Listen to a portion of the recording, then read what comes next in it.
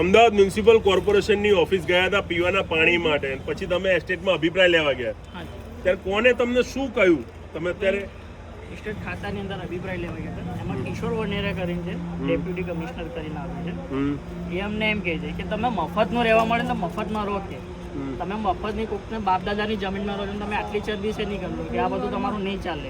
આવું તમને અધિકારીએ કીધું? તમે કેટલા વર્ષોથી અહીંયા રહી રહ્યા છો? અમે 101 વર્ષની, અમારી ચોથી પેઢી ચાલી રહી છે. આ ચોથી પેઢીથી તમે રહી રહ્યા છો, અને એક અધિકારી, શું નામ બોલ્યા તમે? કિશોર વનેરા. કિશોર વનેરા. હા, કિશોર વનેરા. કે આ કયા ખાતાનો અધિકારી છે? એસ્ટેટ ખાતાનો. એસ્ટેટ ખાતાનો અધિકારી છે. ટીજે મારી ઓફિસ છે એની. અચ્છા. અને અમે એ બી કીધું કે મોદી સાહેબે અમને એમ કીધું છે અને જાહેર કરેલું છે કે નલ સે જતે કે એના ઘરે જઈને વાત કરવાની, કે મારી જોડે આ બધી વાત નહીં કરવાની. અમને મોદી સાહેબના ઘરે જઈને વાત કરવાની. મોદીને જઈને વાત કરો.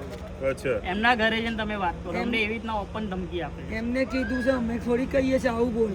એમને કીધું છે, એ જાહેરાત આપે છે, અમે થોડી જાહેરાત આપીએ છીએ.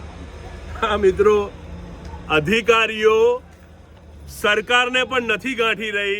આપણે જોયું છે કે મોદી સાહેબ નલ સે જલની યોજનાની વાત કરે, અને અહીંયા એમના અધિકારીઓ આ પ્રજાને એવું કહે કે જાઓ મોદી સાહેબને કહેજો નલ સે જલની યોજના અમને આપજો. એ કહે છે અમે નથી કહેતા.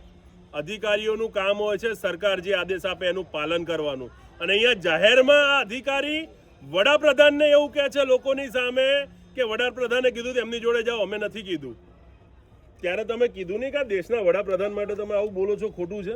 સર, અમે સ્પષ્ટ શબ્દમાં કીધું તો અમને કહે છે કે એ અમારો વિષય નથી, કે એ તમારો વિષય છે અને એમનો વિષય છે. કે તમે બધા સફાઈ કર્મચારીઓ છો? અમે સફાઈ કર્મચારી છેલ્લી કાચ અમે એસસીએમાં આવીએ છીએ, સફાઈ કામદારને ઝાડુ ખાતાની અંદર આવીએ છીએ સર. અને આજ અમારી સાથે જે અમારાથી આખું દેશ સ્વચ્છ રહે છે એ લોકોને જ આ લોકો પરેશાન કરી રહ્યા છે. અત્યાચાર પૂરો છે. કર્મની કઠણાઈ જુઓ.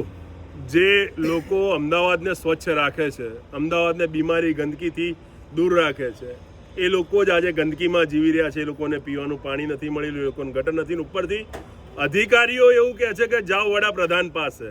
એટલે હવે તો ભગવાન જ માલિક આ લોકોનો. જય હિન્દ.